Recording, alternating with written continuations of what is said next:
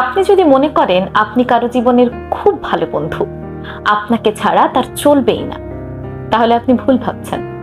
বিশ্বাস করুন, কেউ না কেউ তার জীবনে এসে আপনার জায়গাটা ঠিক নিয়ে নেবে, কিংবা সে নিজেই আপনাকে রিপ্লেস করে ফেলবে।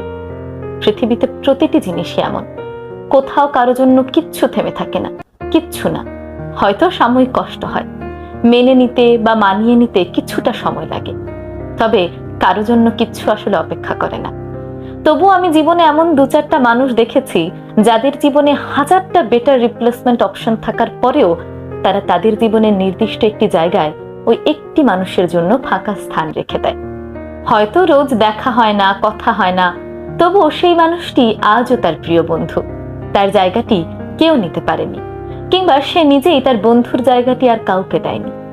কারো জীবনে এতটুকু মূল্যায়ন পাওয়া ভীষণ ভাগ্যের ব্যাপার। আপনি যদি কারো